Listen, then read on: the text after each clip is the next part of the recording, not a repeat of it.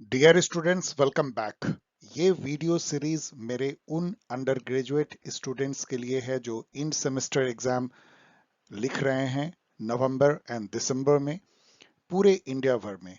Particularly Delhi university, उसके SOL, IGNOU जो कि अब बिल्कुल सीबीसीएस सिलेबस को अपना चुका है, और कई और अन्य यूनिवर्सिटी जो यूजीसी की सीबीसीएस सिलेबस को फॉलो करते हैं, उनके लिए ये डायरेक्टली यूजफुल है और रिमेनिंग के लिए ऑफ कोर्स यूजफुल है, क्योंकि ये सारे कोर थॉट हैं जो कोई भी सिलेबस हो, हर अंडर ग्रेजुएट यूनिवर्सिटी में जो बीए ऑनर्स की सिलेबस है उसमें ये फीचर करता है। आज हम क्लासिकल पॉलिटिकल फिलॉसफी से शुरुआत कर रहे हैं और दो जो सोशल कॉन्ट्रैक्टियन थ्योरिस्ट हैं, हॉब्स एंड लॉक, उससे इन रिवीजन क्लासेस की शुरुआत कर रहे हैं।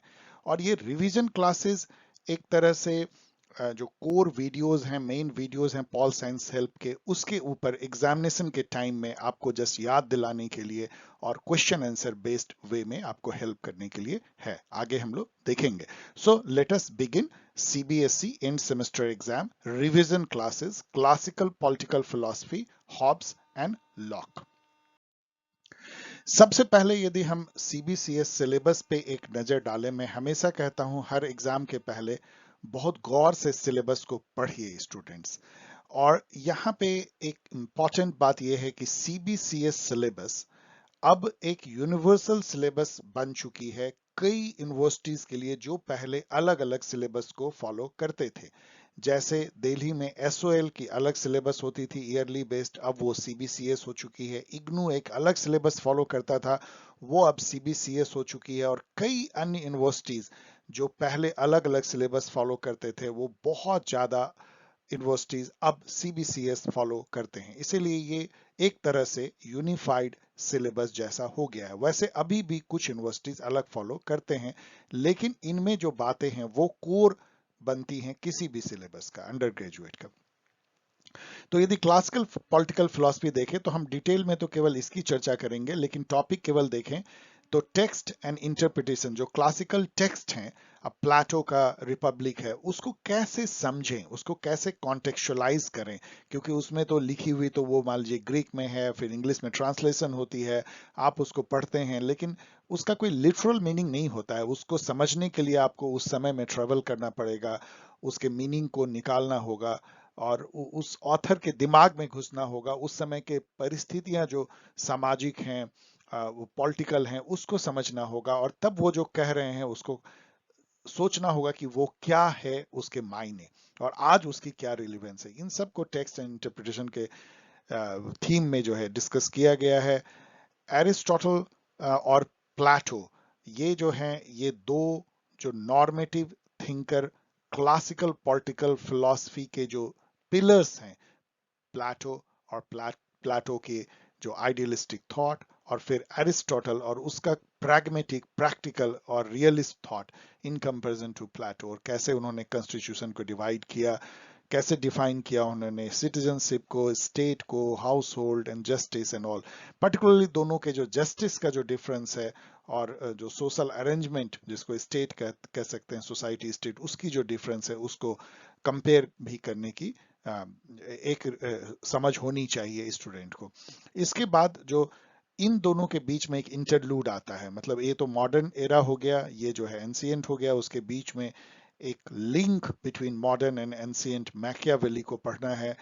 उनके जो बेसिकली जो स्टेट क्राफ्ट, कैसे स्टेट को मेंटेन करना है, virtu, then fortuna, religion, republicanism, और ये सारी चीजें जो हैं, कैसे उन्होंने मोरालिटी को अलग किया स्टेट क्राफ्ट से, and vice and virtue general. अब यदि हम आए जिसपे कि आज की ये वीडियो बेस्ड है, तो इसका देखिए थीम बहुत ही इंटरेस्टिंगली पॉजिटिव इंडिविजुअलिज्म रखा गया है, जो सीबी मैकफर्सन ने कहा था लॉक और हॉब्स के बारे में, कि ये लोग जो हैं एक तरह से जनक हैं उस व्यक्तिवादी सोच की, जो कि मटेरियल पोजीशन ही जिसका एंड होता है, उसका गोल ही है उस व्यक्ति का अधिक से अधिक जो है मटेरियलिस्टिक पोजीशन, कार, बंगला, गाड़ी, लैंड, प्रॉपर्टी एंड ऑल सुख सुविधाएं जिसको आप कह सकते हैं गुड लाइफ का, वो, और उसमें कोई भी जो है बीच में आड़े नहीं आता, समाज का कॉमन गुड हो, चाहे कॉमन इंटरेस्ट हो, या इवन फैमिली का इंटरेस्ट हो। तो इस टाइप की जो सोच है, जिसको सीबी मैकफर्सन ने कहा कि मतलब वो निगेटिव वे में कहते हैं कि वो एक एनोमिक समाज, एटोमिस्टिक समाज बनाता है, जो इंडिविजुअल एकदम एक सेल्फ इंटरेस्टेड स्वार्थी टाइप के जो मटेरियल पोजीशन, और उसके जो जनक हैं वो हॉब्स और लॉक हैं। तो उसके साय में आपको ये पढ़ना है।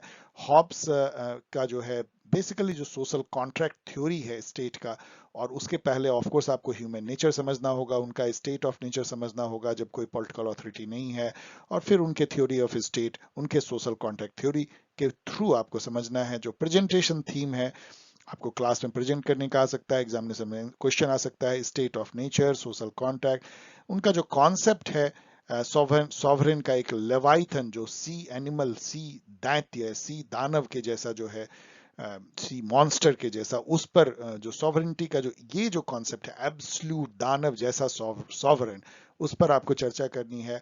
और जो एटोमिस्टिक इंडिविजुअल जो अभी हम लोग चर्चा कर रहे थे, पॉजिटिव इंडिविजुअल, उसके बारे में। लॉक की जो है अगेन सेम थिंग, उनका social contract, law of nature, natural rights, property rights, इस पे ज्यादा फोकस है उनका।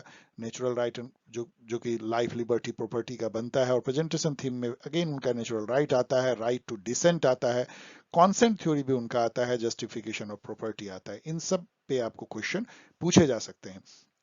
फाइनली यदि मैं बोलूं कि जो सिलेबस है उसके एक एक वर्ड पे क्वेश्चन बन सकता है, जैसे राइट टू डिसेंट है तो सिंपल आपको क्वेश्चन आ सकता है कि नोट्स में कि right to dissent of Locke, या आ सकता है कि explain the right of dissent as given by lock.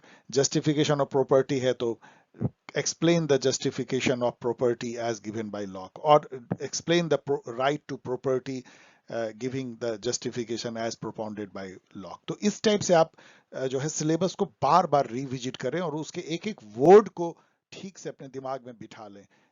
ये बहुत इंपॉर्टेंट है। अब यदि हम आए इससे पहले कि क्वेश्चन आंसर का हम लोग दौर शुरू करें, how to prepare for semester exam. यदि ये ओपन बुक एग्जाम होता है, वैसे अब तो कॉलेज खुलने लगे हैं, लेकिन शायद इस बार भी ओपन बुक एग्जाम ही होगा, जिसमें कंप्यूटर पे आप अपलोड करेंगे, लिखेंगे घर पे और उसको स्कैन करके। तो उसमें आप रेफर कर सकते हैं book, exam guide, notes during exam. तो मेरी सलाह है कि आप पॉल साइंस हेल्प का जो एग्जाम गाइड है, जिसकी लिंक मैंने यहाँ पे दी है, वो सबसे अच्छी रिसोर्स है, उसको रखिए अपने नोट्स के साथ में। आपके नोट्स का तो कोई जवाब ही नहीं है, वो तो फर्स्ट है। उसके बाद पॉल साइंस हेल्प के एग्जाम गाइड रखिए। 5-6 बार जो है पॉल साइंस हेल्प के जो वीडियो इस इन दो टॉपिक पे हैं, हॉब्स लॉक का, देखिए मैंने यहाँ लिंक दे दिया जिसे आप इसको सीधा क्लिक करके या कॉपी पेस्ट करके देख सकें। हॉब्स पे जो वीडियो है वो बहुत सेल्फ सफिशिएंट है, लॉक पे भी। और एक और एडिशनल वीडियो है जो Hobbes versus Locke versus Rousseau मैंने बनाया, उसमें हॉब्स वर्सेस लॉक पढ़ लीजिए, इसकी भी मैंने यहाँ पे लिंक दी हुई है। देन जो पॉल साइंस हेल्प की जो एग्जाम गाइड है, उसको 5 से 6 बार जरूर पढ़िए, आपको कोई एग्जाम में प्रॉब्लम नहीं होगी। और ये लिंक मैंने यहाँ पे दिया हुआ है, इंस्टा मोजो पे है, ये पीडीएफ फॉर्म में है, उसको ऑनलाइन आप डाउनलोड कर सकते हैं। आप में से सबको पता होगा ये, लेकिन एक चीज मैं आपको बता रहा हूँ कि मैं उसको एक थोड़ा रिवाइज कर रहा हूँ। वैसे तो बहुत सेल्फ कंटेंट है, पिछले साल की ही बनी हुई है, लेकिन फिर भी मैं उसमें कुछ एडिशनल क्वेश्चन जोड़ रहा हूँ, कुछ एडिशनल फैक्ट्स उसमें लिख रहा हूँ। तो एक तरह से वो जो है एक न्यू एडिशन जैसी बन रही है। 1-2 दिनों में आपको क्लासिकल पॉलिटिकल फिलोसफी की आ जाएगी, उसके बाद फिर आईपीटी 1 की 1 या 2 हफ्ते में बहुत सही टाइम पे आपको मिल जाएगी, क्योंकि इसको 2-3 दिन से अधिक आपको जरूरत पड़नी भी नहीं है, लेकिन बहुत पहले मैं इसको निकाल दूंगा। So this is all about how to prepare for the semester exam. अब आइए हम लोग जो है पास्ट ईयर क्वेश्चन को देखें और उसके आंसर को समझने की कोशिश जल्दी जल्दी में करेंगे। बहुत कोई इलाबरेट वीडियो बनाने का मेरा पर्पस नहीं है, रिवीजन क्लास है। यदि हम हॉब्स के 4 साल के क्वेश्चन को देखें, मैंने 2020 से लेकर 2017 तक लिया है। 2020 में discuss Hobbes view on state of nature. Of course ये क्वेश्चन डीयू का है, लेकिन आप बिल्कुल इसको एसओएल और इग्नू में तो सिमिलर क्वेश्चन आएंगे, और भी जहां सीबीसीएस सिलेबस है वहां इसी टाइप के क्वेश्चन आ सकते हैं। Discuss Hobbes view on state of nature, straightforward है, do they differ from the that of Locke. तो दोनों के nature of man, state of nature and social contract, nature of government, ये सारे को आप कंपेयर करना चाहिए टेबुलर फॉर्म में। मैंने आपके लिए किया है इस वीडियो में, लेटर ऑन। 2019 में क्वेश्चन है, explain Hobbes theory of state. Theory of state मतलब क्या होता है, उनका सोशल कॉन्ट्रैक्ट जो है वही थ्योरी ऑफ स्टेट है, because social contract is essentially a theory of origin of state. It's also theory of political obligation, but essentially it is theory of origin of state. तो आपको उनके social contract को explain करना है इस context में कि वो स्टेट को किस रूप में देखते हैं, क्या है उनके अनुसार से स्टेट के मायने, with special reference to his concept of sovereignty. तो स्टेट की जहां जिक्र आएगी वहां सॉवरेन की जिक्र आएगी, क्योंकि स्टेट की जो इसेंशियल फीचर है सॉवरेनिटी, और स्टेट का जो सॉवरेनिटी है वो एक इंटिटी इंजॉय करता है जिसको हम गवर्नमेंट कहते हैं, उसको सॉवरेन भी कह सकते हैं। वो किंग हो सकता है, मोनार्क हो सकता है, एक असेंबली हो सकती है, एक इलेक्टेड गवर्नमेंट हो सकती है, कोई भी हो सकता है, लेकिन उस स्टेट के सॉवरेनिटी को एक पर्टिकुलर टाइम में एक गवर्नमेंट जो है वो इंजॉय करता है। देन हॉब्सियन जो इंडिविजुअलिज्म है, कि कैसे जो है वो इंडिविजुअलिज्म के पितामह हैं हॉब्स, इस पे चर्चा करनी है नोट्स में। देन 2018 में critically examine the views of Hobbes on state of nature, तो रिपीटेड क्वेश्चन है, एंड स्टेट यहाँ से दोनों रिपीटेड है ये। एंड हॉब्स का जो मेटेरियलिज्म है, कि कैसे जो है वो मेटेरियलिस्टिक आइडिया से वो गाइडेड होते हैं, उनका जो पूरा पॉलिटिकल थॉट है वो साइंटिफिक मेटेरियलिज्म पे बेस्ड है, जैसे कि बाद में मार्क्स ने भी किया। Make a comparative analysis of views of Hobbes and Locke on human nature and state of nature, repeated question है, फर्स्ट से भी सेकंड से भी। हॉब्स का सॉवरेनिटी पे भी रिपीटेड है, तो आप देख सकते हैं कि बहुत रिपीटेड टाइप के आते हैं, बहुत ही कॉमन टॉपिक है। बेसिकली आपको हॉब्स का जो सोशल कॉन्ट्रैक्ट है और उसके पहले कैसे वो नेचर ऑफ मैन को देखते हैं, कैसे स्टेट ऑफ नेचर को देखते हैं, और फिर कैसे जो है सोशल कॉन्ट्रैक्ट की थ्योरी वो स्टेट की परिकल्पना करते हैं, और ये सब जो है कैसे डिफरेंट है लॉक के इन्हीं सब व्यूज से। इसके अलावा उनकी जो आइडिया एब्सोल्यूट सॉवरेनिटी की है, जो एक तरह का दानव जैसा है जिसको लेवाइथन उन्होंने कहा, उसके बारे में भी, और कैसे वो जो है इंडिविजुअलिज्म के भी जो है एक तरह से पितामह है। यही थीम जो है बार बार घूम करके क्वेश्चन में आती है। यदि हम लॉक का देखें तो लॉक के 2020 क्वेश्चन है, analyse the notion of consent and theory of resistance in Locke's political writing. तो दो चीजों को मिलाया है, consent theory and theory of resistance, इसको हम लोग डिस्कस करेंगे।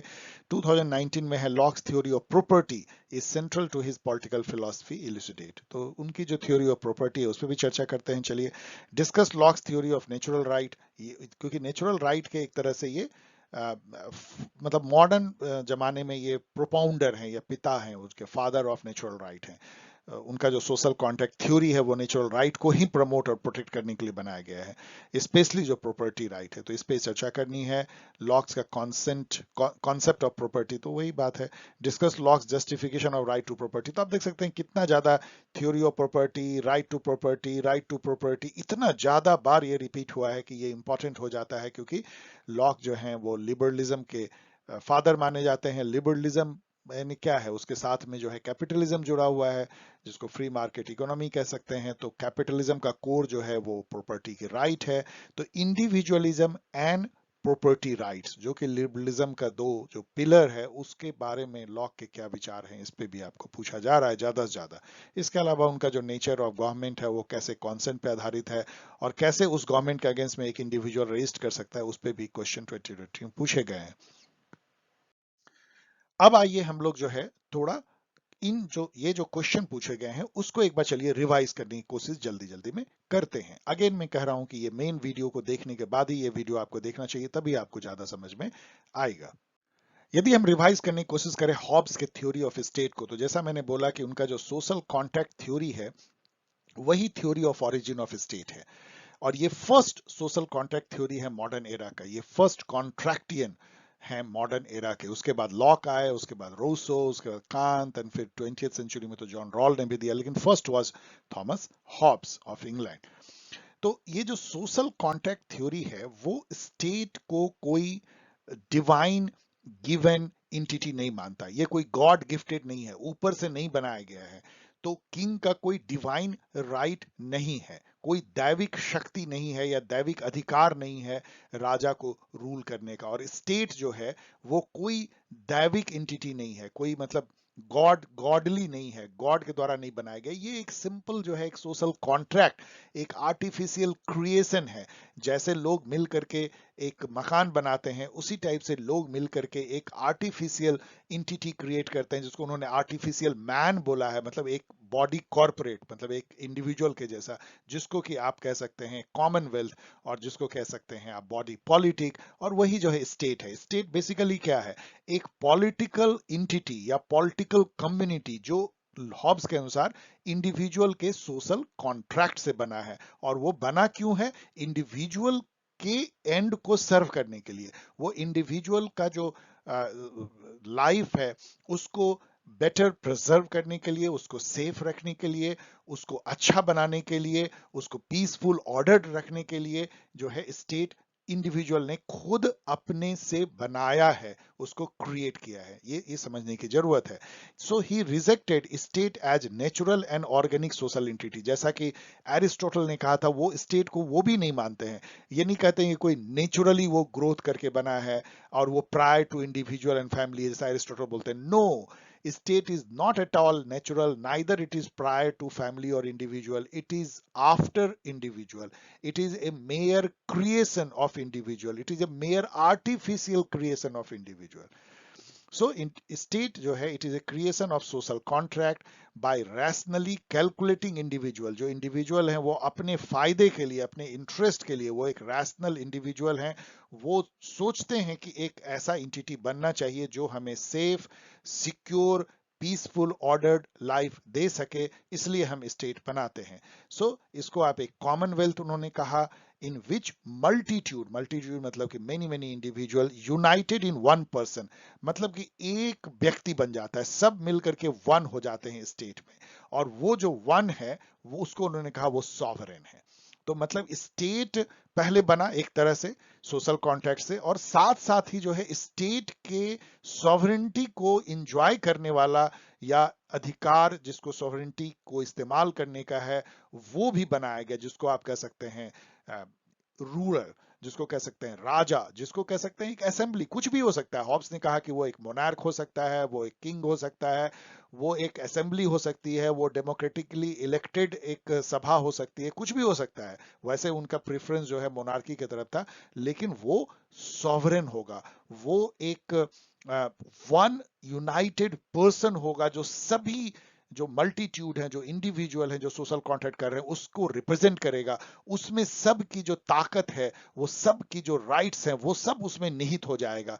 तो उसकी जो भुजाएं में और उनके उसके जो बाहें हैं, उसके जो शरीर है, उसमें समझिए सारे इंडिविजुअल जो है वो समाये हुए हैं, उन सब की ताकत समाये हुए हैं। इसलिए वो लवाइथन जैसा है, वो समुद्री गॉड जैसा है। और उसका काम क्या है? सबकी रक्षा करना, सबको एक पीसफुल ऑर्डर्ड लाइफ देना, सबके लाइफ को एक तरह से बेहतर मतलब लाइफ प्रदान करना। बेहतर लाइफ कैसे होगी? जब कोई मार काट नहीं होगी, कोई दंगा नहीं होगा, कोई लॉलेसनेस नहीं होगी, कोई किसी को किसी का सामान लेके नहीं भाग जाएगा, कोई किसी को मार नहीं देगा, कोई किसी का सामान चुरा नहीं लेगा। तो ऐसे में लोग जो है पीसफुल, ऑर्डर्ड और अच्छा लाइफ लीड करेंगे। यही पर्पस उस लवाइतन का है, इसीलिए सभी ने अपना अधिकार उसमें सम्मिलित कर दिया है, सम्माहित कर दिया है।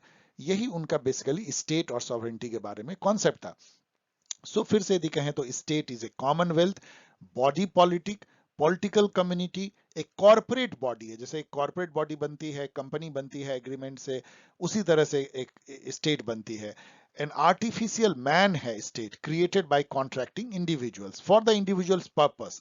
पर्पस उसका इंडिविजुअल के लाइफ को सेफ, सिक्योर, पीसफुल, ऑर्डर्ड बनाना है। इसके अलावा उनका जो कॉन्सेप्ट है स्टेट से जुड़ा हुआ, ये है कि एब्सोल्यूट सॉवरेनिटी भी है और एब्सोल्यूट पॉलिटिकल ऑब्लिगेशन भी है। मतलब जो इंडिविजुअल है, जब एक बार उन्होंने कॉन्ट्रैक्ट कर लिया और उन्होंने एक स्टेट बना लिया और साथ ही साथ एक सॉवरेन में सारे अपनी सत्ता को सौंप दिया, अपनी ताकत, अपने राइट्स को उसमें समाहित कर दिया, उसके बाद उस सॉवरेन का जो भी ऑर्डर है, जो भी कमांड है, जो भी वो लॉ बनाता है, उसको आंख मूंद के फॉलो करना, एब्सोल्यूट पॉलिटिकल ऑब्लिगेशन देना उसकी मोरल ऑब्लिगेशन है इंडिविजुअल का। क्योंकि ये उसके कॉन्ट्रैक्ट कोवेनेंट को ऑनर करने जैसी बात है, जो कि लॉ ऑफ नेचर में यही है कि एक बार आपने यदि एग्रीमेंट कर लिया तो फिर आपको उसको आंख मूंद के उसको निभाना है। Sovereign as the soul of the commonwealth, जो कॉमनवेल्थ बना, एक बॉडी पॉलिटिक बना, उसका जो सोल है, आत्मा है, वो सॉवरेन है। वो एक्सरसाइज करता है commonly pooled strength and power, जो मैंने आपको बताया। ये सॉवरेन जो है एब्सोल्यूट है, अनलिमिटेड, उसकी जो पावर का कोई लिमिट नहीं है, उसके ऊपर कोई सत्ता नहीं है, एकदम पावर उसकी एब्सोल्यूट है, कोई वो डिविजिबल नहीं है, कोई मतलब कि सत्ता का बंटवारा नहीं है कि सॉवरेन का जैसे लेजिस्लेटिव, एग्जीक्यूटिव, जुडिशरी सब उसमें निहित है, इनडिविजिबल है, अनएलियनेबल है, कोई उसको मतलब कि बांट नहीं सकता, छीन नहीं सकता है, सैक्रोसैंक्ट है वो सॉवरेनिटी जो है। तो सॉवरेनिटी की जो एक बहुत ही अलग परिकल्पना हॉब्स ने की है, जिसको एब्सोल्यूट सॉवरेनिटी आप कह सकते हैं। आगे भी हम लोग जो है सॉवरेनिटी पे उनके और आइडियाज जो है हम लोग देखेंगे। तो ये सारी जो पॉइंट मैं अभी आपको एक्सप्लेन कर रहा हूं, ये इनके कोर थॉट हैं, और यही थॉट जो है उनके आइडिया स्टेट के बारे में या थ्योरी ऑफ स्टेट है। तो जब आपको थ्योरी ऑफ स्टेट आए तो इन्हीं सबको आप एक्सप्लेन करेंगे जो मैंने अभी आपको कहा है, और सबसे आप इसको डिफरेंस बताएंगे कि कैसे उन्होंने जो है स्टेट को एक डिवाइन इंटिटी मानने से इनकार कर दिया, एक नेचुरल इंटिटी मानने से इनकार कर दिया, एक ऐसा इंटिटी जो ऑर्गेनिक है, जो कि एक बॉडी के टाइप का है, इंडिविजुअल उसके पार्ट है, उसको मानने से इनकार कर दिया, उसको उन्होंने मेयर एक आर्टिफिशियल क्रिएशन, जैसे हम टेबल कुर्सी मकान बनाते हैं इंडिविजुअल, उस टाइप का एक ला के धरातल पे खड़ा कर दिया स्टेट को, और एक सॉवरेन जो है, जो कि एब्सोल्यूट सॉवरेन है, लेकिन उसको इतनी बड़ी एक ऑब्लिगेशन दी कि वो safe, secure, peaceful, ordered life की रक्षा करेगा, तभी वो सॉवरेन है। ये उनकी सॉवरेनिटी की परिकल्पना है, ये उनकी स्टेट की परिकल्पना है, और एब्सोल्यूट पॉलिटिकल ऑब्लिगेशन होना है इंडिविजुअल को स्टेट और सॉवरेन के प्रति, क्योंकि उन्होंने कोवेनेंट और कॉन्ट्रैक्ट किया है। ये तीन बातों को आपको हाईलाइट करना है। अब सेकंड पॉइंट जो हम लोग जल्दी में कर सकते हैं, इस पे तो मैंने कुछ ज्यादा ही बोल दिया, इंडिविजुअलिज्म इन हॉब्स थॉट यदि आप देखें तो एक बहुत मजेदार बात है कि आपको ऐसा सुन के लगेगा, जैसे मैंने भी बताया कि एब्सोल्यूट सॉवरेनिटी, लेवाइथन, तो इंडिविजुअल का कोई अस्तित्व ही नहीं है। ऐसा बिल्कुल नहीं है, इंडिविजुअल ही सब है। हॉब्स के पूरे थॉट में इंडिविजुअल इंडिविजुअल, व्यक्तिवादी व्यक्तिवाद व्यक्तिवाद ही भरा हुआ है। कैसे? कॉन्ट्रैक्टिंग पार्टी क्या है? इंडिविजुअल है, कोई ऐसा नहीं कि कम्युनिटी या ग्रुप है, नो, इंडिविजुअल सीधा अपना अपनी मर्जी से जो है कॉन्ट्रैक्ट करता है। एम जो सोशल कॉन्ट्रैक्ट का है वो इंडिविजुअल की सेफ, पीसफुल, कंटेंटेड लाइफ को बनाने के लिए, बचाने के लिए है। मतलब इंडिविजुअल के इंटरेस्ट को प्रोटेक्ट करने के लिए ही सोशल कॉन्ट्रैक्ट किया गया है। कॉमन गुड जो सोसाइटी का है is to serve toward the end of protecting rights of individual. तो इंडिविजुअल के राइट को कॉमन सोसाइटल गुड से ऊपर तरजीह दी गई है हॉब्स के स्टेट थ्योरी ऑफ स्टेट में या थ्योरी ऑफ सोशल कॉन्ट्रैक्ट में। लिबर्टी भी जो है इंडिविजुअलिज्म से निकलता है। एक निगेटिव लिबर्टी की पहली बार कल्पना हॉब्स ने की। उनके अनुसार से लिबर्टी का मतलब होता है एब्सेंस ऑफ एक्सटर्नल कंस्ट्रेंट और obstruction on lawful acts of individual. मतलब इंडिविजुअल जो है, यदि कानून उनको जो अलाउ करता है उनको करने में कोई यदि रोक टोक ना हो किसी दूसरे आदमी का, किसी दूसरी संस्था का, तो ही वो फ्री है। समझिए कैसे निगेटिव लिबर्टी की परिकल्पना पहली बार हॉब्स करते हैं। तो individuals are absolutely free to do whatever law allows and don't specifically disallow. यदि लॉ किसी आइटम पे चुप भी है तो उसको भी करने का एक इंडिविजुअल को पूरा अधिकार है, और जो कानून में है उसको करना तो है ही, और उसमें कोई किसी तरह की रोक टोक बाधा नहीं होनी चाहिए। यही लिबर्टी है। Individual has direct relation to the state sovereignty. कोई बीच में कम्युनिटी ग्रुप नहीं आती है। स्टेट और सॉवरेन का नाता इंडिविजुअल से बिल्कुल डायरेक्ट है, डायरेक्ट ऑब्लिगेशन है। इंडिविजुअल पॉलिटिकल ऑब्लिगेशन देता है, और स्टेट या सॉवरेन से अकाउंटेबिलिटी चाहता है कि उसकी लाइफ प्रिजर्व रहे, उसकी लाइफ सेफ रहे, ऑर्डर्ड रहे, पीसफुल रहे, उसकी फैमिली का ओनर डिग्निटी प्रोटेक्टेड रहे, उसका जो पोजेशन है, जो मटेरियल पोजेशन, उसको कोई छीने नहीं, उसको कोई डाकू ना ले जाए, उसको कोई स्टेट ना हर ले, वो उसको मटेरियल पोजेशन उसको रहने दिया जाए। कुल मिलाकर के इंडिविजुअल जो है अपना एक गुड लाइफ डिमांड करता है स्टेट से, गुड पीसफुल लाइफ, और इसी के लिए वो एब्सोल्यूट पॉलिटिकल ऑब्लिगेशन देता है। और ये जो नाता है स्टेट का इंडिविजुअल से बिल्कुल डायरेक्ट है, ये इंडिविजुअलिज्म का कोर है। Individual preserve the right to dissent, और यदि वो सॉवरेन फेल कर जाता है उसके राइट ऑफ लाइफ को बचाने के लिए, मान लीजिए उसको सेल्फ प्रिजर्वेशन पे खतरा बन जाता है, उसको बिना कानून को फॉलो किए हुए उसको वो दंड देता है, या उसके उसके जीवन पे ही बन आती है, या उसको ऐसा कोई घृणित काम करने कहता है, जैसे मैंने आपको एग्जांपल दिया था गटर में 10 घंटे रहो, इस टाइप का जो इनह्यूमन, तो और या उसके फैमिली के ओनर पे बन आती है, इन सब में जो है इंडिविजुअल को राइट है कि वो डिसेंट करे, वो रिवोल्ट करे, और वो कॉन्ट्रैक्ट को तोड़ दे। अब यहां पे समझिए, कॉन्ट्रैक्ट जो है वो सॉवरेन के साथ है ही नहीं इंडिविजुअल का। हॉब्स के थ्योरी में sovereign is not party to the contract. Contract जो है एक इंडिविजुअल का दूसरे इंडिविजुअल से है, जिससे कि वो बॉडी पॉलिटिक बनाते हैं। लेकिन यदि एक इंडिविजुअल को लगता है कि उसके जीवन की रक्षा नहीं की जा रही, उसकी संपत्ति की रक्षा नहीं की जा रही, फैमिली के ऑनर की रक्षा नहीं की जा रही है, तो वो इस कॉन्ट्रैक्ट को तोड़ने के लिए फ्री है इंडिविजुअलिज्म में। तो उसने इस कॉन्ट्रैक्ट को तोड़ दिया, अब एक के साथ, दूसरे के साथ, सबके साथ। यदि वो कॉन्ट्रैक्ट को तोड़ दिया तो एक तरह का उसके लिए वो सॉवरेन सॉवरेन रहा ही नहीं, क्योंकि सॉवरेन तो प्रोडक्ट है उस कॉन्ट्रैक्ट का, तो वो उस सॉवरेन को मानने से ही इनकार कर देता है। तो एक तरह से वो जो है रिबेल बन जाता है, आउटलॉज हो जाता है। उसको ऑफ कोर्स बाकी लोग जो है क्रिमिनल कह सकते हैं, जो भी कह सकते हैं, लेकिन वो अब उस कानून से बंधा ही हुआ नहीं है जो सॉवरेन देता है। तो ये राइट टू डिसेंट रिवोल्ट है, और यदि बहुत लोग इस टाइप से रिवोल्ट कर दें तो फिर सॉवरेन की सत्ता जो है रहेगी ही नहीं। Thus, Hobbesian state was created by the individual and for the individual. It was of the individual, by the individual and for the individual. तो मतलब hilt to the hilt Hobbes के थॉट में इंडिविजुअलिज्म है। अब यदि हम आए हॉब्सिनियन sovereignty पे, तो बहुत ही इस पे भी बहुत सारे मजेदार चीजें आपको दिखेंगी। अभी तक भी जो मैंने आपको कहा है वो भी आपको बहुत सारे पॉइंट हॉब्स के सॉवरेनिटी के बारे में हैं, लेकिन कुछ को यदि रिविजिट फिर से करें कि सॉवरेन जो है वो सोल ऑफ कॉमनवेल्थ है, वो आत्मा है कॉमनवेल्थ की। पहले तो ये समझिए कि हॉब्स का जो सोशल कॉन्ट्रैक्ट है वो एक झटके में होता है, लॉक की तरह टू स्टेप नहीं है। तो एक ही बार में जो है स्टेट या कॉमनवेल्थ बनता है और साथ में ही सॉवरेन बनते हैं। लेकिन आप कॉमनवेल्थ और सॉवरेन में थोड़ा फर्क जरूर समझिएगा। कॉमनवेल्थ जो है वो सभी इंडिविजुअल कॉन्ट्रैक्टिंग पार्टी का एक समूह है, जिसमें सबको इक्वल राइट्स है। वो इंडिविजुअल का बॉडी पॉलिटिक है, कॉर्पोरेट बॉडी है। वो जो कॉरपोरेट बॉडी है, बॉडी पॉलिटिक, वो एक ऑथराइज करता है, एक ऑथोरिटी देता है, लेजिटिमेसी देता है एक सॉवरेन को कि तुम हम लोग सारे का पावर स्ट्रेंथ को यूज करो हम सबको एक ठीक ठाक लाइफ, पीसफुल ऑर्डर लाइफ देने के लिए। तो जो सॉवरेन है वो एक एजेंट है स्टेट का, वो स्टेट नहीं है, ये बात समझिए। और स्टेट जो है वो सोशल कॉन्ट्रैक्ट से बना है, सॉवरेन के साथ कोई कॉन्ट्रैक्ट नहीं है, वो मेयरली एक एजेंट है उस कॉन्ट्रैक्ट के टर्म को फुलफिल करने के लिए। चूंकि सॉवरेन उस कॉन्ट्रैक्ट का पार्टी नहीं है, इसीलिए जो कॉन्ट्रैक्ट के जो रूल हैं वो सॉवरेन पर लागू नहीं होते हैं। सॉवरेन कोई लॉ से बंधा हुआ नहीं है, जैसे लॉकियन सॉवरेन है वैसा नहीं है, या कॉन्स्टिट्यूशनल गवर्नमेंट नहीं है। वो कानून के ऊपर है, वो कोई रॉन्ग नहीं कर सकता है, वो लॉ उसके ऊपर लागू ही नहीं होता, इस बात को ध्यान रखिएगा। सॉवरेन जो है वो मोस्ट लाइकली टू मोनार्क और किंग होना होना अच्छा होगा हॉब्स के अनुसार। लेकिन हॉब्स का कहना था इट डजंट मैटर, वो एक ओलिगार्चिक ग्रुप हो सकता है, मतलब कुछ रिच एंड वेल्दी पीपल का समूह हो सकता है, या डेमोक्रेटिक असेंबली भी जो है वो सॉवरेन के जैसा हो सकता है। तो ऐसा मत कभी समझिएगा कि हॉब्स जो है वो केवल मोनार्की, एब्सोल्यूट मोनार्की का समर्थक था। कोई भी सॉवरेन एक एजेंट, चाहे वो ओलिगार्चिक ग्रुप हो, चाहे डेमोक्रेटिक असेंबली हो, चाहे मोनार्क या किंग हो, बट उनका प्रेफरेंस मोनार्क किंग के तरफ था।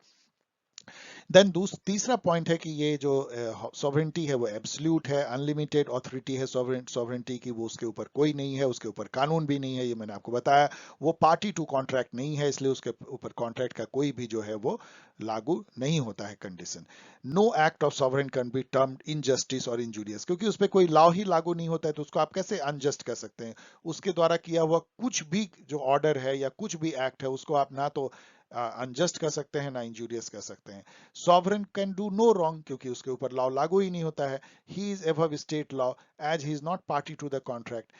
उसका जो सॉवरेंटी है वो इनडिविजिबल है, अनएलिनिएबल है, मतलब सैक्रोसैंक्ट है, विदाउट चेक्स एंड बैलेंस है, जैसा मॉडर्न डेमोक्रेसी में होता है, कोई चेक्स एंड बैलेंस उसके ऊपर नहीं है। विदाउट एनी एक्सटर्नल कंस्ट्रेंट, कोई एक्सटर्नल कंस्ट्रेंट नहीं है, कोई ओवरसाइट नहीं है। नो सिविल डिसोबीडियंस, आप सिविल डिसोबीडियंस नहीं कर सकते। आपको रिवोल्ट करना है, आपको आउटलॉ बनना पड़ेगा, रिबेल बनना पड़ेगा। यदि बहुत लोग रिबेल करते हैं तो आप सॉवरेन को हटा सकते हैं, एक तरह से लड़ाई ही करनी पड़ेगी आपको, सिविल डिसोबीडियंस पॉसिबल नहीं है। But he is to ensure safe and contented life. समझिए, केवल सेफ लाइफ नहीं, केवल लाइफ को प्रिजर्व नहीं करना है, लाइफ को कंटेंटेड भी रखना है, मतलब कि गुड लाइफ भी इंश्योर करना है, material possession, ordered life, peaceful life, जो एक समाज में लोग रह करके अपना जो उसकी एबिलिटी है उससे जो वो एक्वायर कर सकता है पोजेशन, उसको एंजॉय करे, लाइफ में एक फुलफिल्ड लाइफ लीड करे, वो भी उसमें निहित है। Safe and contented life her individual का सिक्योर करना, ये उसकी जिम्मेदारी है सॉवरेन की। यदि वो इस जिम्मेदारी से वो भागता है, यदि वो नहीं कर पाता है, तो इंडिविजुअल को पूरा राइट है रिसेंट करने का, रिवोल्ट करने का और कॉन्ट्रैक्ट को तोड़ देने का। इस बात को याद रखिए। यहाँ पे फाइनली आप याद रखिए कि ये ऑथोरिटेरियनिज्म वर्सेस एनार्की है। असल में आपको लगता होगा कि ऐसा एब्सोल्यूट मोनार्की या एब्सोल्यूट सॉवरेन की परिकल्पना हॉब्स ने क्यों की।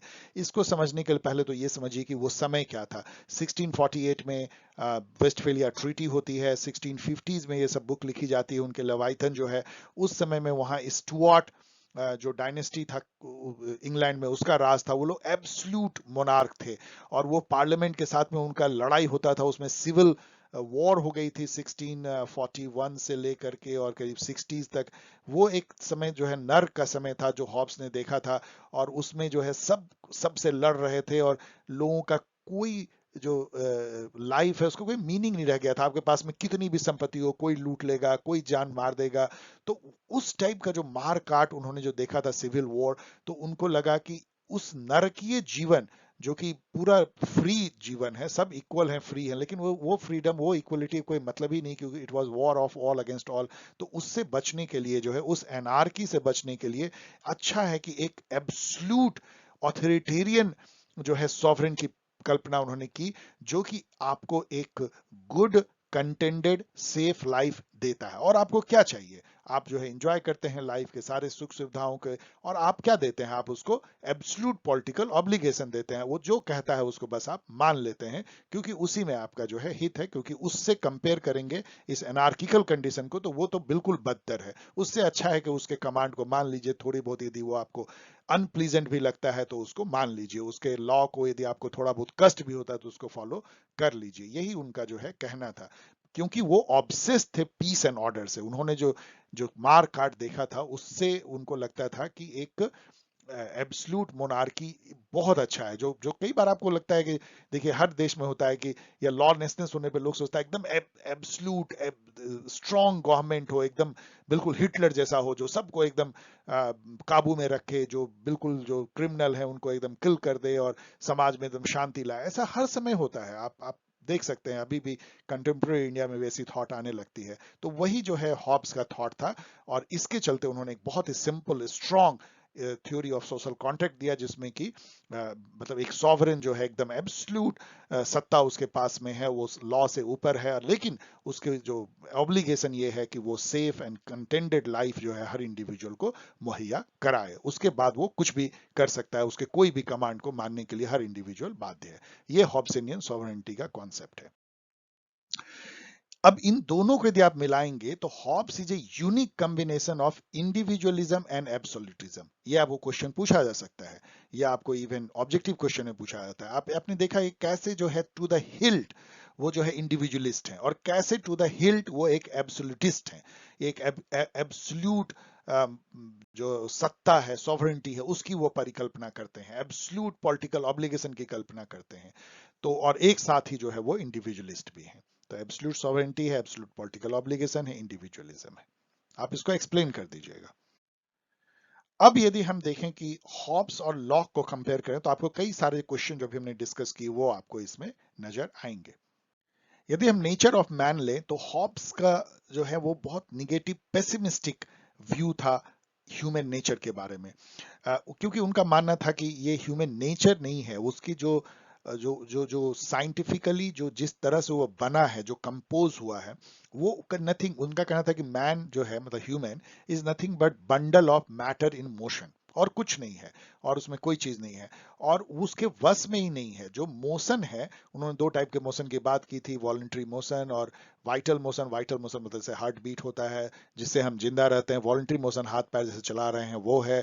और उनका कहना था कि यही यही मोशन जो है वो इमोशन में बदलता है, और उसी इमोशन से आप में ईगो आता है, आप में ग्लोरी की चाहत बढ़ती है, वांट बढ़ता है, आप आप जो है वो पावर एक्वायर करना चाहते हैं, पोजीशन लेना चाहते हैं, दूसरे के नजर में ऊपर उठना चाहते हैं, ये सारे आपके इमोशंस उसी इमोशन से ही आते हैं।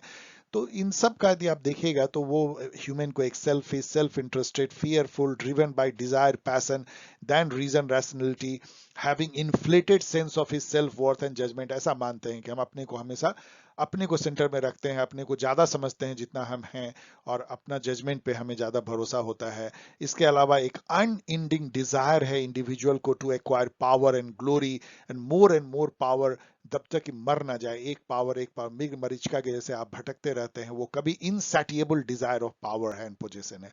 एंड सेल्फ प्रिजर्वेशन और फियर, यही दो प्राइम मोटिव से इंडिविजुअल गाइडेड होता है। लॉक उसके अगेंस्ट जो है, क्योंकि वो बहुत थियोलॉजी मतलब गॉड को इन्वोक करते हैं, तो उनका मानना है कि ह्यूमन गॉड का क्रिएशन है और गॉड का क्रिएशन कभी बुरा नहीं हो सकता है। इसीलिए ह्यूमन में कुछ नेचुरली जो है गुड सोसिएबल कैरेक्टर हैं, वो रह सकता है दूसरों के साथ थोड़ी बहुत शांति के साथ में। ऑफ कोर्स उसमें सेल्फ इंटरेस्टेडनेस है, लेकिन उसमें God gifted sense of reason भी है। उससे उस रीजन से वो लॉ ऑफ नेचर को अंडरस्टैंड कर पाता है, कंप्रीहेंड कर पाता है। वो समझ जाता है कि यदि हम किसी को बुरा करेंगे तो दूसरा हम मेरे साथ बुरा करेगा, तो हम क्यों बुरा करें, यदि हम उसको मारेंगे तो वो भी हमें मारेगा। तो ये जो लॉ ऑफ नेचर है, tit for tat and many other इस टाइप का, जैसे कोई यदि हम एग्रीमेंट करते हैं तो उसको निभाएं, ये उसको समझ में आती है। तो इसके चलते वो सम वॉट पीस में जो है रह पाता है, बिना किसी पॉलिटिकल सत्ता के भी, मतलब स्टेट ऑफ नेचर में भी। इंडिविजुअल के या ह्यूमन का जो है डिजायर पैशन तो है, लेकिन उसको वो कंट्रोल कर पाता है लॉ ऑफ नेचर को समझ करके, क्योंकि उसके पास में God gifted sense of reason है। तो एक तरह का वो enlightened self interested nature individual का देखता है लॉक। तो दोनों में बहुत डिफरेंस है कि किस तरह से वो इंडिविजुअल को देखता है, और उसी पे बेस्ड है उनका state of nature. State of nature क्या है? दोनों में ही स्टेट ऑफ नेचर का मतलब सोशल कॉन्ट्रैक्ट थ्योरी में ये होता है जहां की इंडिविजुअल जो है वो पॉलिटिकल सत्ता में नहीं रह रहे हैं, मतलब उन्होंने कोई पॉलिटिकल कम्युनिटी नहीं बनाई है, कोई एक सुपर पॉलिटिकल पावर नहीं है, गवर्नमेंट कह लीजिए, जो कि रूल करे, जो जज बने आपका झगड़ा यदि किसी के साथ हो जाए तो। आप अपना ओन जज, जूरी, एग्जीक्यूशनर हैं आप। You are of your own. जैसे समझिए कि अभी वर्ल्ड में पॉलिटिक्स में देखें तो स्टेट ऑफ नेचर है, एनआरकी है, कोई वर्ल्ड गवर्नमेंट नहीं है। You are of your own. हर स्टेट, हर नेशन स्टेट अपना, आपकी सर्वाइवल, आपका सेल्फ इंटरेस्ट, आपका रक्षा आपके हाथ में है। उसी टाइप से state of nature domestic condition में देखिए, जबकि कोई सार्वभौम सत्ता जो है या सुपर पॉलिटिकल पावर नहीं है आपको बचाने के लिए, आपके बीच में एडजुडिकेट करने के लिए, आपको पीसफुल ऑर्डर लाइफ देने के लिए, वही स्टेट ऑफ नेचर है। लेकिन हॉब्स के अनुसार से जो है वो एक प्री पॉलिटिकल अरेंजमेंट है।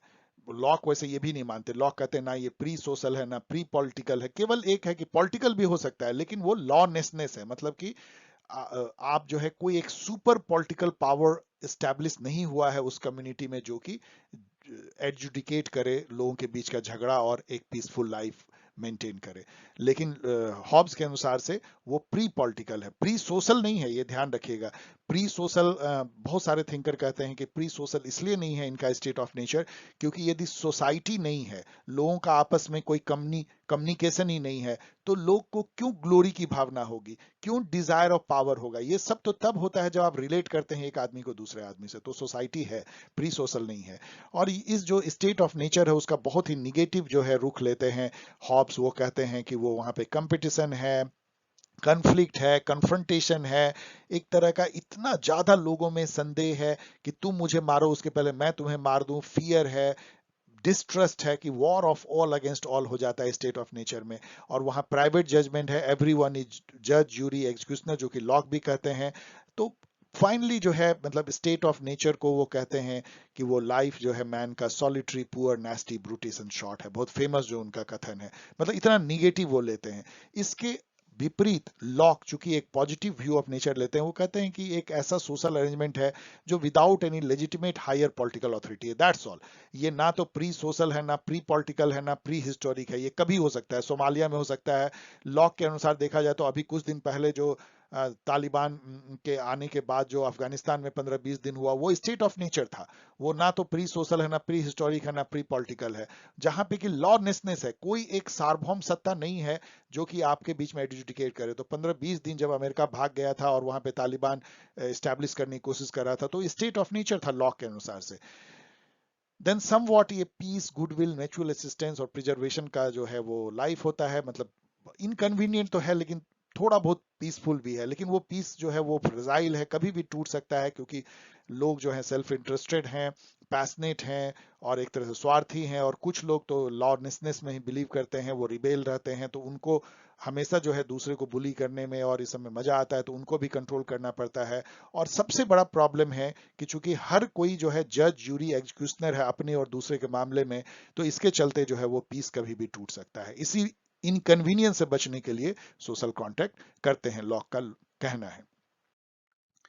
यदि हम सोशल कॉन्ट्रैक्ट को देखें बहुत जल्दी में, तो हॉब्स का जो सोशल कॉन्ट्रैक्ट है वो एक कॉन्ट्रैक्ट कोवेनेंट है, one with other and with all, to come out of the state of nature by forming a commonwealth political community. हम लोगों ने देखा, ये एक झटके का जो है सिंगल स्टेप प्रोसेस है। एक ही झटके में जो है एक कॉमनवेल्थ बनता है, बॉडी पॉलिटिक बनती है, कॉर्पोरेट बॉडी बनता है जिसको आप स्टेट कह सकते हैं, और एक एजेंट वो लाते हैं, थर्ड पार्टी लाते हैं, जो कॉन्ट्रैक्ट का पार्ट तो नहीं है, लेकिन उसको वो सारी जो है राइट्स दे देते हैं, अपना स्ट्रेंथ, पावर दे देते हैं, जिसको वो सॉवरेन कहते हैं। वो सोल हो जाता है कॉमनवेल्थ का, स्टेट का, और उनको उसको कहते हैं कि तुमको ये राइट है कि तुम हमारे कॉमन पावर, स्ट्रेंथ को यूज करो, लेकिन तुम्हारी ऑब्लिगेशन है कि हमारी लाइफ को सेल्फ कंटेंटेड और पीसफुल ऑर्डर रखो, दैट्स ऑल।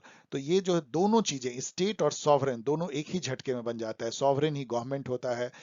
एम जो है इस पूरे सोशल कॉन्ट्रैक्ट का, वो एक पीसफुल ऑर्डर लाइफ को बनाना है, पीसफुल एंड कंटेंटेड लाइफ, याद रखिए। सॉवरेन जो है पार्टी नहीं है कॉन्ट्रैक्ट का। Individual surrender all their rights except self preservation to the sovereign, वो राइट नहीं देते हैं। अपना ओनर, डिग्निटी, सेल्फ प्रिजर्वेशन और उसके साथ में जुड़ा हुआ पोजेशन भी है, मटेरियल पोजेशन, यदि उस पर अटैक होता है तो फिर वो रिवोल्ट करने के लिए स्वतंत्र, जो मैंने कहा है। लॉक का जो सोशल कॉन्ट्रैक्ट है वो बहुत अलग है हॉब से। वो एक 2 स्टेप प्रोसेस है। ये जो है, इस प्रोसेस में फर्स्ट स्टेप में जो है एक पॉलिटिकल कम्युनिटी बनती है, जहां पे कि सब अपनी जो राइट्स है, वो कुछ राइट्स, सारे राइट्स नहीं, वो नेचुरल राइट्स जैसे लाइफ, लिबर्टी, प्रॉपर्टी का अपने पास ही इंडिविजुअल रखते हैं, लेकिन एक जज होने का जो राइट है ना, कि हम दूसरे के केस में या अपने केस में खुद जजमेंट करेंगे, वो राइट्स जो है सौंप देते हैं वो उस बॉडी पॉलिटिक को, और एक पॉलिटिकल कम्युनिटी बनाते हैं। ये जो फर्स्ट स्टेप का जो कॉन्ट्रैक्ट होता है, ये एक्सप्रेस कॉन्सेंट से होता है। मतलब सब लोग बिल्कुल एकदम एक समझिए सभा में जुटे होंगे, और उन्हें डिक्लेयर किया होगा कि we hereby consent to form a political community whereby we are hereby assimilating our some of the rights to this body politic, इस टाइप का। जो सेकेंड स्टेप में जो है एक टैसिट टाइप का या इम्प्लिसिट टाइप का कॉन्सेप्ट है, जहां पे वो वोट के थ्रू जो है एक रिप्रेजेंटेटिव गवर्नमेंट चुनते हैं, जैसे अभी हम लोग चुनते हैं। तो चूंकि वो वोट कर रहे हैं, तो ऐसा माना जाएगा कि उनका जो है इम्प्लिसिट कॉन्सेंट है उस गवर्नमेंट के लिए। और उस गवर्नमेंट के दो पार्ट उन्होंने कहा, एक लेजिस्लेचर है, एग्जीक्यूटिव है। लेजिस्लेचर को उन्होंने ऊपर रखा, वो लॉ बनाता है। एग्जीक्यूटिव, जिसमें जुडिशरी भी शामिल है, वो जो है उस लॉ को पर्टिकुलर केस में लागू करता है, और वो फेडरेटिंग एक्टिविटी भी करता है, यानी कि वो फॉरेन अफेयर भी देखता है। तो लेजिस्लेचर, एग्जीक्यूटिव की परिकल्पना उन्होंने की सेकेंड स्टेप में। एम जो है, it was to better protect natural right, have peace and order. मतलब नेचुरल राइट जो इंडिविजुअल का है उसको और बेहतर बनाना, ये एम है। मतलब एक गुड लाइफ इंडिविजुअल का इंश्योर करना। गवर्नमेंट जो है यहाँ पार्टी टू कॉन्ट्रैक्ट बन जाता है, इसलिए ये कॉन्स्टिट्यूशनल गवर्नमेंट है। मतलब जो कॉन्स्टिट्यूशन है वो गवर्नमेंट पे भी या सॉवरेन पे भी उतना ही लागू होता है। सॉवरेन तो यहाँ कहना गलत होगा, क्योंकि सॉवरेनिटी यहाँ पीपल में रिसाइड करती है। तो जो गवर्नमेंट है उस वो भी कॉन्स्टिट्यूशन से बंधा हुआ है, और सिटीजन जो कॉन्ट्रैक्टिंग इंडिविजुअल है वो भी बंधा हुआ है। तो ये एक कॉन्स्टिट्यूशनल गवर्नमेंट है, लिमिटेड गवर्नमेंट है। और इंडिविजुअल केवल अपनी कुछ ही राइट को सरेंडर करते हैं, जो कि इस इसेंशियली राइट ऑफ जजमेंट को सरेंडर करते हैं, नेचुरल राइट को रिटेन करते हैं। यदि हम कॉन्सेंट थ्योरी लॉक का देखें जो इस पे आपको पूछा गया है, तो सोशल कॉन्ट्रैक्ट ही उनका consent of the contracting individual पे बेस्ड है। कॉन्सेंट है तभी जो है कॉन्ट्रैक्ट है, मतलब कॉन्सेंट मतलब क्या है, सबकी सहमति है। कॉन्सेंट जो है वही बेस बनता है पॉलिटिकल ऑब्लिगेशन का भी, क्योंकि आपने सहमति से सोशल कॉन्ट्रैक्ट किया है, उसी के बेसिस पे गवर्नमेंट बनाया है। आपके गवर्नमेंट आपके कॉन्सेंट पे बना हुआ है, इसलिए आपकी मोरल ऑब्लिगेशन है कि आप उसको पॉलिटिकल ऑब्लिगेशन दें, यानी गवर्नमेंट का लॉ को माने, उसके कमांड को माने। दो टाइप का कॉन्सेप्ट की वो बात करते हैं, एक एक्सप्रेस या एक्सप्लिसिट कॉन्सेप्ट जहां आप चिल्ला के कह सकते हैं या लिख के कह सकते हैं we hereby give our consent, और एक जो है वो बिना कहे हुए टैसिट कॉन्सेंट है, इम्प्लिसिट कॉन्सेंट कॉन्सेंट है। फॉर एग्जाम्पल, जैसे आप किसी रेस्टोरेंट में खाना खाते हैं, तो आप थोड़ी कहते हैं कि मैं पैसा दूंगा तभी खाना खाऊंगा। यदि आप खाना खाने के लिए बैठ जाते हैं तो ये माना जाता है आपका टैसिट कॉन्सेंट है कि आप पैसे भी उसका देंगे जो उस मेनू में लिखा हुआ है। उसी टाइप से यदि आप किसी राज्य में रहते हैं, उसके सुख को भोगते हैं, उसकी शांति पूर्व लाइफ को जीते हैं, आप वोटिंग करते हैं, जो स्टेट के द्वारा दिया हुआ वेलफेयर को एंजॉय करते हैं, तो इसका मतलब माना जाएगा आपका टैसिट कॉन्सेंट है उस गवर्नमेंट के प्रति, इसलिए पॉलिटिकल ऑब्लिगेशन आपको देना है। यदि लॉक का देखें तो फिर से रिपीट करें, तो फर्स्ट स्टेप कॉन्ट्रैक्ट जो है एक्सप्रेस कॉन्सेंट बाय ऑल है, मतलब एक्सप्लिसिट कॉन्सेंट है। सेकंड स्टेप कॉन्सेप्ट जो कॉन्सेंट है इसमें गवर्नमेंट बनती है, उसको आप टैसिट या इम्प्लिसिट कॉन्सेंट कह सकते हैं, क्योंकि उसमें कुछ लोग तो वोट करते हैं जो कि इंडिकेट करता है कि उनका टैसिट कॉन्सेंट है। जो लोग वोट में मेजोरिटी को चुनते हैं वो उनका टैसिट कॉन्सेंट है। जो नहीं चुनते हैं, जो माइनॉरिटी, जिनके वोट का कोई मायने नहीं रहता है क्योंकि वो अपोजिट पार्टी को वोट देते हैं, वो भी टैसिट कॉन्सेंट तो देते ही हैं। तो टैसिट या इम्प्लिसिट कॉन्सेंट जो है वो सेकंड स्टेप कॉन्ट्रैक्ट में निहित है जो गवर्नमेंट को बनाती है। एंड सब्सिक्वेंट जनरेशन, एक बार तो मान लीजिए कभी हुआ होगा, ये तो इमेजिनरी है, लेकिन आज यदि पूछा जाए तो क्या हमने कॉन्सेंट दिया है, तो लॉ का कहना है कि प्रेजेंट जनरेशन माना जा सकता है, चूंकि हमारे फोर फादर्स ने दिया है और कॉन्सेंट उसी से ये स्टेट बना है, उसका सुख हम लोग ले रहे हैं, उसी के तहत हम लोग मटेरियल पोजेशन ले रहे हैं, उसी के तहत अपनी लाइफ जी रहे हैं, तो हमारा टैसिट कॉन्सेंट भी जो है इस जनरेशन का माना जाएगा, उस सोशल कॉन्ट्रैक्ट के लिए है, उस गवर्नमेंट के लिए है। लेकिन ये जो कॉन्सेप्ट उसका है टैसिट कॉन्सेंट का, वो हाईली कॉन्टेस्टेड है, इस पे बहुत सारे जो है क्वेश्चन मार्क किए जाते हैं, ये आपको एग्जामिनेशन में लिखना चाहिए, इस पे जो जो पॉइंट उठाए जा सकते हैं। लॉक का जो थ्योरी ऑफ प्रॉपर्टी है, मैं इसको पूरा एक्सप्लेन यहाँ पे नहीं करूंगा, ये तो मैंने कॉपी पेस्ट किया है अपने ही जो जो जो पीपीटी है उससे। लेकिन वो यहाँ पे समझिए कि लेबर थ्योरी ऑफ प्रॉपर्टी जो है बहुत इंपॉर्टेंट है।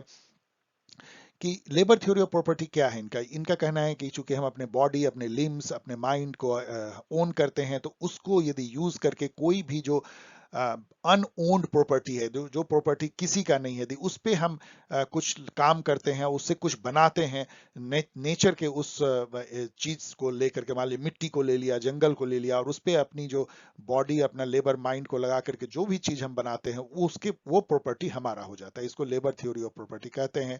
इसका मतलब है कि when we mix the labour with that which is unowned natural object, तो that become our property. So property is a fruit of labour. इसके अलावा वो कहते हैं कि वर्कमैनशिप मॉडल देते हैं कि जब कोई चीज को कोई क्रिएट करता है, मटेरियल गुड को, तो वो उसका हो जाता है। जैसे कारपेंटर ने एक टेबल क्रिएट किया तो टेबल उसकी प्रॉपर्टी हो गई। इस पे भी क्वेश्चन उठाया जाता है कि क्या ऐसा हो सकता है क्या। No consent of other is required to care private property. इसके अलावा जो ये चीज को समझिए कि उन्होंने तीन प्रिंसिपल जो है प्रॉपर्टी का दिया है, जिसको एक को कहते हैं कि वेस्टेज रेस्ट्रिक्शन, की आपको प्रॉपर्टी उतना ही रखना है जितना आप यूज कर सकें, उसको बर्बाद नहीं कर सकते हैं। इस एक सफिशियंसी दिया है कि मतलब आपको दूसरे के लिए एनफ छोड़ना पड़ेगा, ये नहीं कि सब आप खुद ही हथिया लें, इतना ज्यादा इनइक्वलिटी नहीं होनी चाहिए। और थर्ड उन्होंने दिया कि लेबर रेस्ट्रिक्शन का मतलब अपने ही लेबर से आप जो एक्वायर करते हैं प्रॉपर्टी वही आपका है। लेकिन यहाँ पे वो एक बहुत अजीब सी बात कहते हैं कि यदि आप अपने नौकर के थ्रू करते हैं, पेड लेबर के थ्रू करते हैं, तो वो भी आपका ही लेबर है, स्लेव के थ्रू करते हैं, तो ये तो कोई बात हुई नहीं। इसके अलावा उनका कहना है कि एक ड्यूटी भी है, charity towards those who have no other means to subsistence. ये भी एक इंपॉर्टेंट है लिबरलिज्म का, कि आपको राइट टू प्रॉपर्टी तो है, लेकिन आपको duty of obligation of charity भी है। इसके अलावा टैक्सेशन भी बहुत इंपॉर्टेंट है। आपको पता है कि बिना पीपुल के कॉन्सेंट के गवर्नमेंट टैक्स नहीं लगा सकती। ये लिबरलिज्म का, लिबरल गवर्नमेंट का एक कोर थॉट है। चूंकि प्रॉपर्टी एक नेचुरल राइट है जो नेचुरल लॉ से ड्राइव होता है, इसलिए, और ये गवर्नमेंट और स्टेट और सोसाइटी के पहले है, प्रायर है। किसी गवर्नमेंट को ये अधिकार नहीं है कि वो प्रॉपर्टी को बिना जो है वो किसी एक कॉन्सेंट के छीन ले। टैक्स चूंकि एक तरह का वेल्थ पे या इनकम पे लगाया जाने वाला एक तरह का एक सब बोझ है, वो भी जो है बिना कॉन्सेंट के आप नहीं कर सकते हैं। आप कॉमन गुड के नाम पे, सोसाइटल कॉमन इंटरेस्ट के नाम पे किसी पे टैक्स नहीं लगा सकते। टैक्स केवल आप इंडिविजुअल की रक्षा के लिए, उसके डिफेंस के लिए, जो इसेंशियल जो स्टेट का जो कार्य है, जिसको मिनिमल गवर्नमेंट कहते हैं, उसके लिए ही आप टैक्स लगा सकते हैं। फाइनली यदि हम लॉक के थ्योरी ऑफ नेचुरल राइट को देखें तो लॉक का जो नेचुरल राइट है वो लॉ ऑफ नेचर से निकलता है। इसलिए वो जो है prior to state, society and government है। क्योंकि नेचर पहले आया है, पीपल स्टेट ऑफ नेचर में रहे, फिर उन्होंने सोशल कॉन्टेक्स्ट से स्टेट बनाया, कॉमनवेल्थ बनाया, सिविल सोसाइटी बनाया और उससे गवर्नमेंट बनाया। इसलिए natural right is prior to civil society, state. उसको कोई स्टेट या गवर्नमेंट जो है वो छीन नहीं सकता है। ये स्टेट सोसाइटी बना ही है नेचुरल राइट को प्रोटेक्ट करने के लिए, फर्दर करने के लिए, उसको और इंजॉयबल वे में यूज करने के लिए। और हर ह्यूमन जो है पोजेस करता है natural right of life, liberty, property. Society state जो मैंने बताया कि फॉर्म किया ही गया है उसको प्रोटेक्ट और फैसिलिटेट करने के लिए, इंजॉयमेंट ऑफ नेचुरल राइट। ये जो नेचुरल राइट है ये इनवायबल है, सैक्रोसैंक्ट है, इसको कोई गवर्नमेंट छीन नहीं सकता है, इसको सोसाइटी के नाम पे कुर्बान नहीं किया जा सकता है। इसी चलते नेचुरल राइट या राइट्स का जो है सोसाइटल कॉमन गुड के ऊपर में प्रेफरेंस है। ये समझिए लिबरलिज्म का एक बुराई भी मानी जाती है, उसकी फीचर भी है कि राइट वर्सेस गुड में जो है वो राइट को प्रेफरेंस देता है। ये लिमिटेड और कॉन्स्टिट्यूशनल गवर्नमेंट की परिकल्पना करता है। ये लिमिट करता है authority of state to interfere in the private affairs of the individual. Constitutional government क्या है? कॉन्स्टिट्यूशन एक बाउंड्री खींच, जैसे कि आप गाय को एक खूंटे में बांध देते हैं, उसी तरह कॉन्स्टिट्यूशन जो है वो एक गवर्नमेंट को एक खूंटे में बांध देता है। कॉन्स्टिट्यूशन से ही गवर्नमेंट चलती है और सिटीजन भी चलते हैं। इसका मतलब सेम लॉ जो है, सुपर लॉ, गवर्नमेंट और सिटीजन दोनों पे लागू होता है। गवर्नमेंट जो है वो सिटीजन के ऊपर नहीं है, वो माई बाप नहीं है, सरकार नहीं है, उसके दया पे नहीं चलता है, वो फादर पैटर्नल फिगर नहीं है। यही बात जो है कॉन्स्टिट्यूशनल गवर्नमेंट है, लिबरलिज्म का कोर है। मायने की कॉन्स्टिट्यूशनल गवर्नमेंट मतलब लिमिटेड गवर्नमेंट, जिसके हाथ पैर बंधे हुए हैं कॉन्स्टिट्यूशन से, जैसे कि सिटीजन के बंधे हुए हैं, दोनों ही एक ही खूंटे से बंधे हुए हैं। ये सारी जो है लॉक के नेचुरल राइट का थॉट है। फाइनली यदि राइट टू डिसेंट को यदि देखें और गवर्नमेंट को, तो जैसा मैंने कहा कि गवर्नमेंट जो है सेकंड स्टेप कॉन्ट्रैक्ट में मेजोरिटी वोट से बनती है। एक तरह से टैसिट या इम्प्लिसिट कॉन्सेप्ट वहां पे दिखता है।